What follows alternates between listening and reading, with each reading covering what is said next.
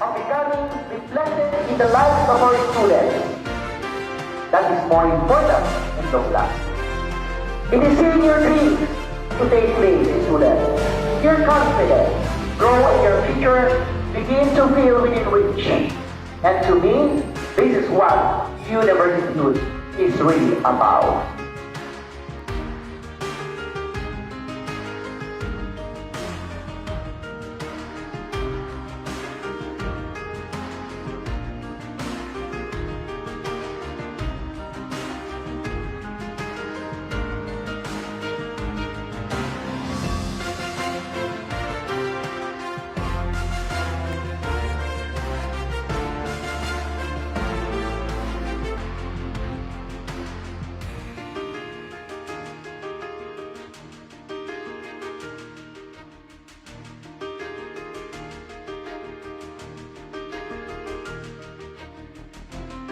Opens another opportunity for all of us to prove that the Marinduque State University has a special role in improving the lives of our kababayan.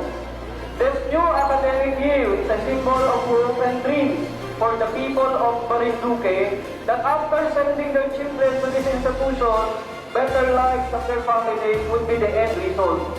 We thank everyone for joining us here in this program.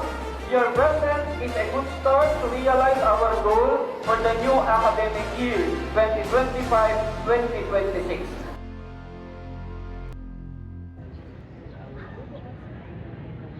Ang Marinduque State University na nagsimula bilang Marinduque School of Arts and Trades ay tinatag upang magbigay ng dekalidad na edukasyon at maglingkod sa komunidad.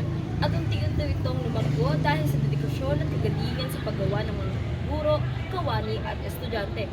Bagamat sa Public Act No. 11334 na nag-convert sa Colegio bilang universidad ay pinimahan lamang ng 2019. Ang opisyal na operational status ng Marinduque State University ay na-formalize lamang ng Hulyo 3, 2024 na nagsilbing mas mataas na antas para sa serbisyo at kahusayan sa edukasyon.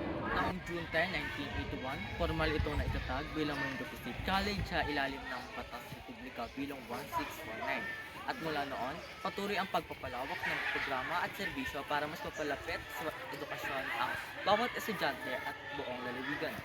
Bagamat kilala ang MARSU sa tagumpay na ito, hindi ba kayo nagtataka kung sino-sino ang mga tao sa likod ng tagumpay na ito? Sino nga ba sila? At paano nila na ipapakita ang kanilang dedikasyon at galing sa trabaho? Kilalanin natin ang ilan sa mahahalagang bumubuo ng MARSU, mula sa mga guro, non-teaching staff, personnel, hanggang sa mga dakilang negosyante at tendero na nagbibigay suporta sa paligid ng paaralan. Kilalanin natin sila. Ano, Clara?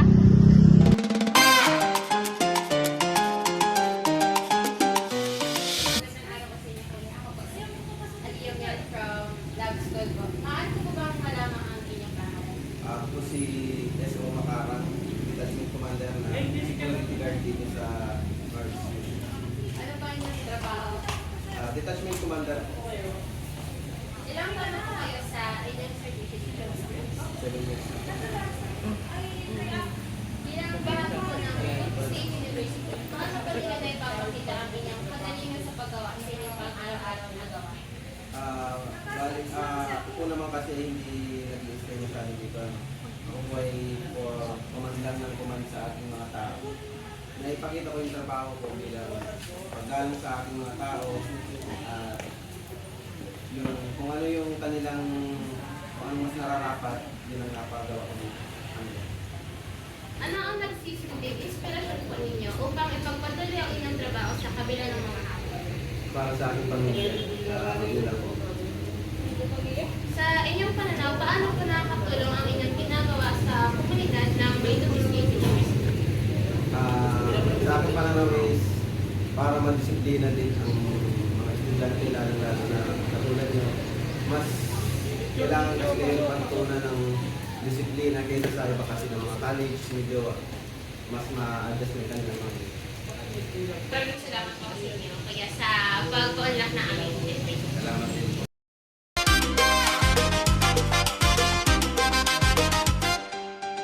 Magandang araw, sir. sir. Ako po si Asansi Leon Termami mula sa grade 9 St. Anne's Laboratory High School. Maaari po ba namin malaman ang inyong pangalan? Ako si Earl Gerard S. Lima. Ano po ang inyong trabaho at tungkulin sa MARSU? Isa akong university lecturer sa College of Education, Laboratory School. Ilang taon na po kayo sa inyong serbisyo sa MARSU? Dalawang school year na, so bale, 2 taon na kami sa MARS bilang isang guro. Okay. Bilang bahagi ng Marinduque State University, paano ninyo na ipapakita ang paggalingan sa paggawa sa inyong pang-araw-araw na gawain? Okay. Ang pagpapakita ng pagalingan sa paggawa sa pang-araw-araw na gawain sa Marinduque State University especially, syempre, una, pumasok ng maaga. Okay? Magtrabaho sa itinakdang oras or kung pwede mag-overtime kung kinakailangan. Pangalawa, aralin at ituro ng maayos sa mga subject na hawak ko. Especially sa science na puro concept. Kailangan ko siya ituro ng maayos sa mga student para naman effective ang aking pagtuturo sa kanila. Pangalawang tanong, ano ang nagsisilbing inspirasyon ninyo upang ipagpatuloy ang inyong trabaho sa kabila ng mga hamon? Unang-unang inspirasyon sa pagpapatuloy ng trabaho, syempre, una, sahod. May sahod tayo upang may taguyod ng ating pamilya.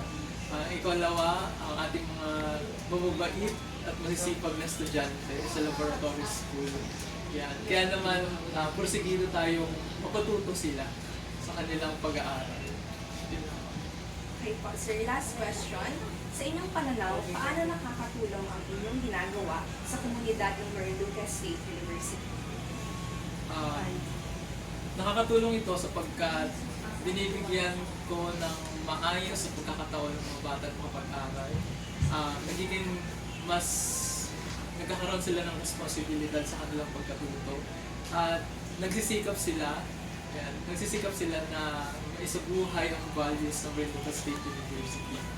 Yan. At yun ang ambag ko sa institusyong ito. Thank you po, sir.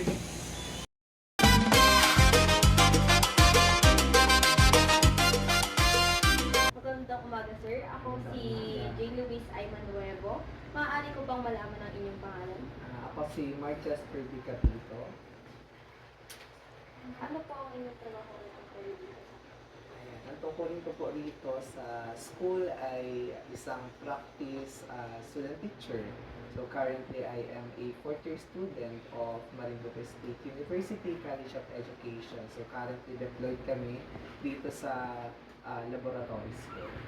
Ilang taon na po kayo sa inyong serbisyo dito sa Marinduque State University? Parang almost 6 months, I think. Kasi nagsimula kami ay September, October, November, December, January, February, March, April. 8 months lang pala. Ngayon ko lang na-realize.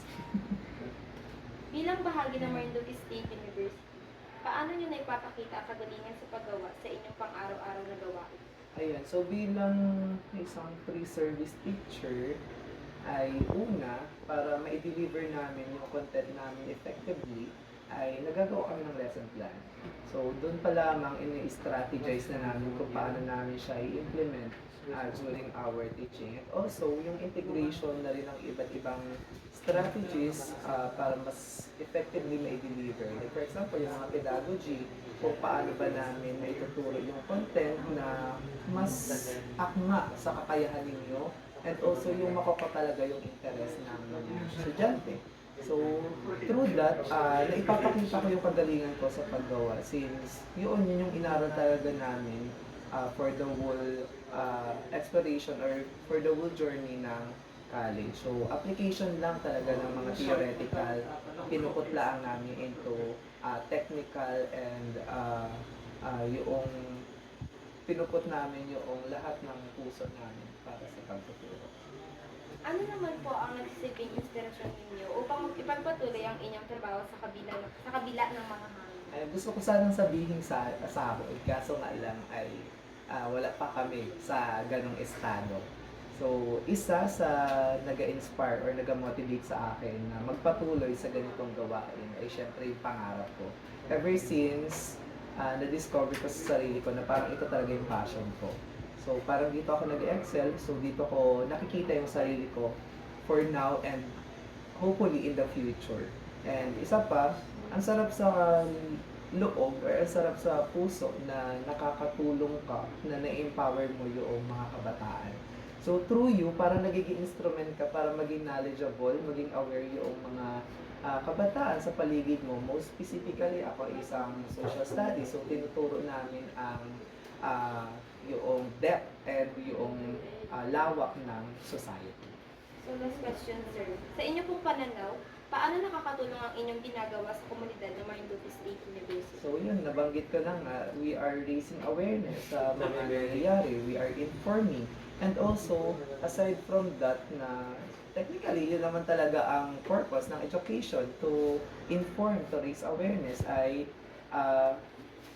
i-impose sa mga bata yung kung paano sila dapat umakto sa lipunan. Kaya nga kayo ay pumapasok sa eskwelahan, kayo dine-develop namin holistically from the utak, yung technical skills, and also yung inyong affective side. So, yung tatlo na yun yung pinagpo-focusan namin para after the school, paglabas nyo dito, kayo well-equipped at handa nang sumubok sa realidad ng lipunan. Maraming salamat po, sir.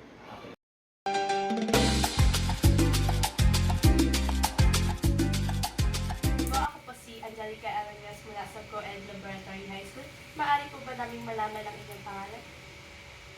Magandang umaga din. Ako si Janine May Emre, isa akong support staff ng Co-Ed Lab School at ako ay 8 buwan nang nagtatrabaho dito.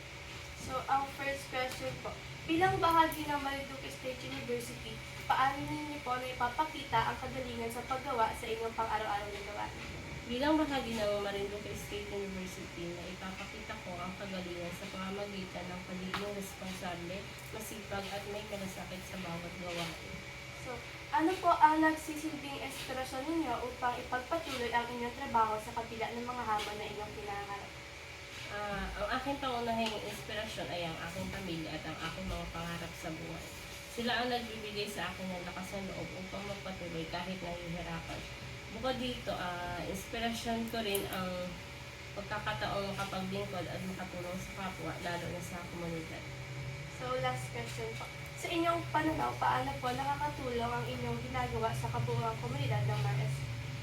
Naniniwala ako na ang aking mga ginagawa, gaano man kaliit, ay may ambag sa kabuuang kayusan at pag-unlad ng komunidad ng MARSU. Sa pamamagitan ng pagiging aktibo, responsable at may malasakit, nakakatulong ako sa paghubog ng isang positibo at maayos na kapaligiran. So, yun lang po. Maraming salamat po sa pag-share at sa oras. Thank you po.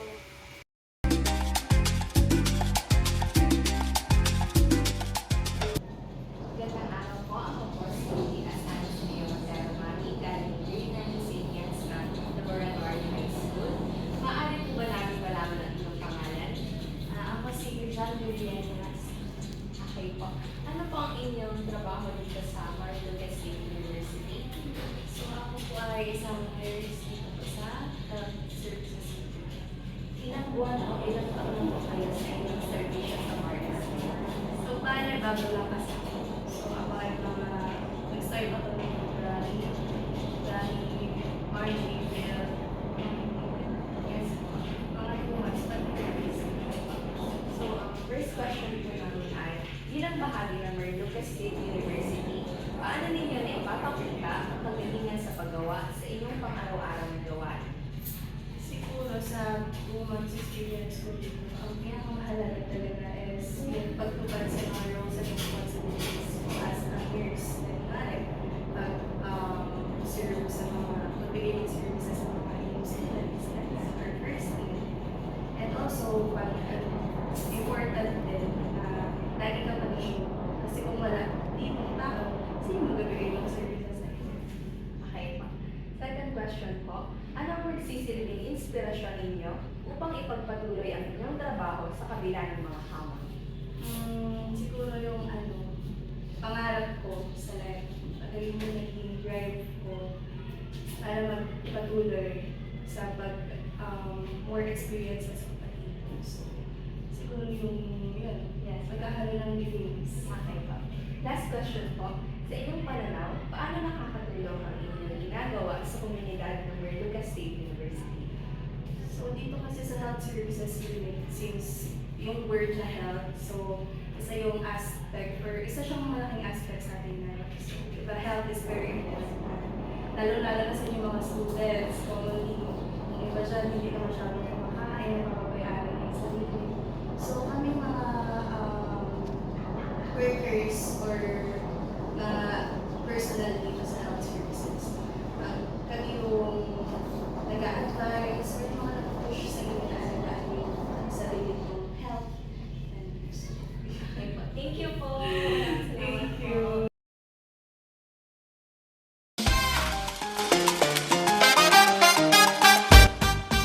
Good morning po, ma'am. Ako po si Jane Luis Aymanuel, beginning student from Laboratory School. Maaari po bang malaman ang inyong pangalan? Ako po si Camila Marisi Estrada. Ano po ang trabaho at ilang taon na po kayo sa service? Admin grade 1 ako dito sa MSC at MSC. Ilang taon na po kayo sa service? 6 years. So, ang first question po ay, bilang bahagi ng Marinduque State University, paano niyo po naipapakita ang kagalingan sa paggawa sa inyong pang-araw-araw na gawain? Pinapakita ko po ang aking kagalingan sa pamamagitan ng pagiging masipag, responsable at maagang pagtutupad ng aking tungkulin araw-araw. Second question po, ano po ang nagsisilbing inspirasyon ninyo upang ipagpatuloy ang inyong trabaho sa kabila ng mga hamon na inyong kinakaharap? Ang ating pamilya ang pangunahing inspirasyon ko, gayon din ang pagkakataon kapaglingkod sa mga estudyante at mga empleyado sa tuwing ng hamon. Iniisip ko na may mabuting bunga ang bawat pagsisisi. So, last question po. Sa inyong pananaw, paano po nakakatulong ang inyong ginagawa sa kabuuan komunidad ng Maros? Sa pamamagitan ng maayos yung pagtatrabaho, nakatulong ako sa pagbibigay ng maayos na serbisyo sa mga estudyante, guro at iba pang kawan. Ang bawat maliit na gawain ay may ambag sa pagulad at tagumpay ng buong komunidad ng Maros. So, yun lang po. Maraming salamat po.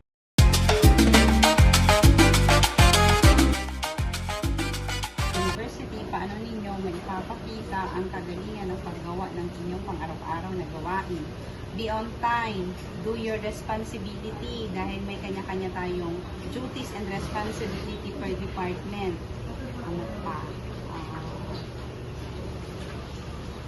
Pag may idea ka na alam mo na makakaganda sa grupo or sa production, tulad sa production, mag-open ka sa kanila kung paano mas madali na paggawa, yung ganun.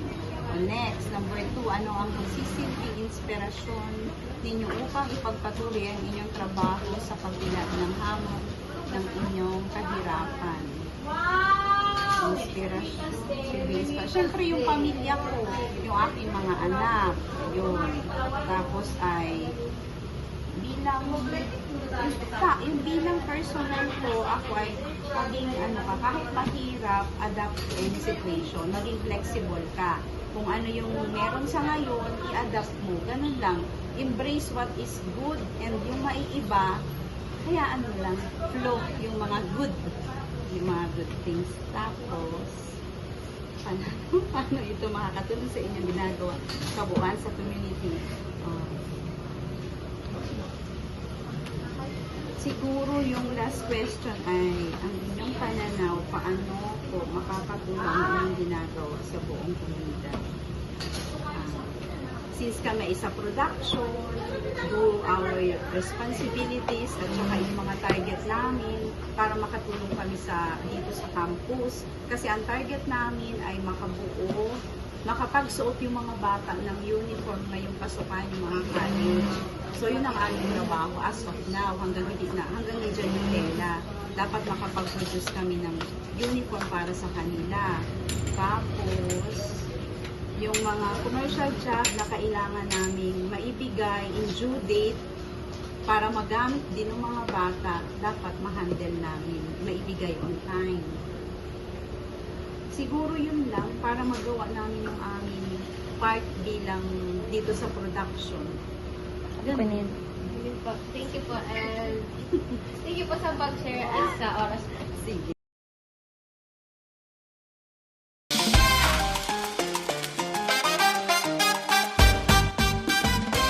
Good afternoon po. Ako po si Ivo Morales from OED Laboratory High School. Maaari po ba namin malaman ang inyong pangalan? Ako po si Ana. Ano po ang trabaho at ilang taon na po kayo? Ang trabaho ko dito ay cashier. Mag-aano na po. So, ang first question po, bilang bahagi ng Marinduque State University, paano niyo po ipinapakita ang kagalingan sa paggawa sa inyong pang-araw-araw na gawa? Pinapakita namin sa mga pagpasok araw-araw, yung pagiging malimit sa gawain, tapos yung kailangan yung mission namin is masarap, pagiging sa kanino. So, ang second question po, ano po ang nagsisilbing inspirasyon ninyo upang pagpatuloy ang inyong trabaho sa kabila ng mga hamon sa inyo? Pagiging inspirasyon ko, yung mga kailangan ng trabaho, pinag-aaral sila. So, ang last question po, sa inyong pananaw, paano po nakakatulong ang ginagawa sa kabuuang komunidad ng Mares?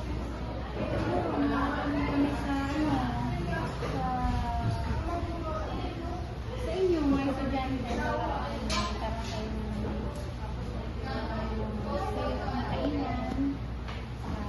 masarap. So, yun lang po. Maraming salamat po sa pag-share at sa oras. Thank you po.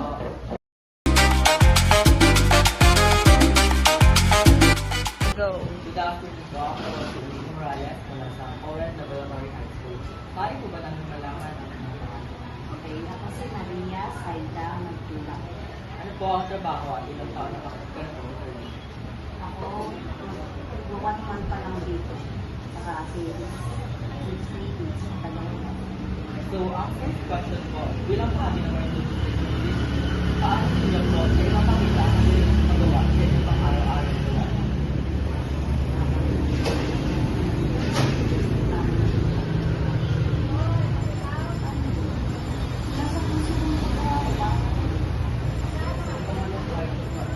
Ano po ang nagsisilbing inspirasyon ninyo upang ipagpatuloy ang inyong trabaho sa kanilang pang-araw na gawa?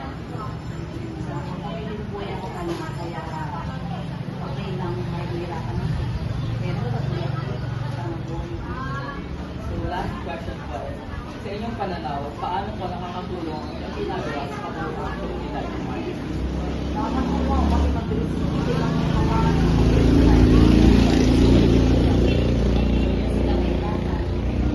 Yun lang po. Hi!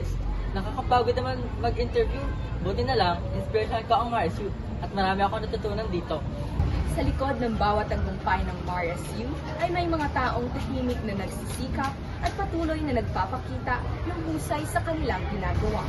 Sa bawat kwentong aming narinig, napatunayan namin na ang tunay na galing ay hindi lang nasusukat sa resulta, kundi sa dedikasyon, sipag at pagmamahal sa trabaho. Sila ang inspirasyon na nagpapaalala sa atin na sa likod ng bawat tagumpay, may mga taong nagbibigay ng kanilang buong kakayahan para sa ikauunlad ng MarsU at ng komunidad. Ano? Ako ay Angelica Elmios mula sa COED Laboratory High School. Maaari po ba namin malaman ang inyong pangalan?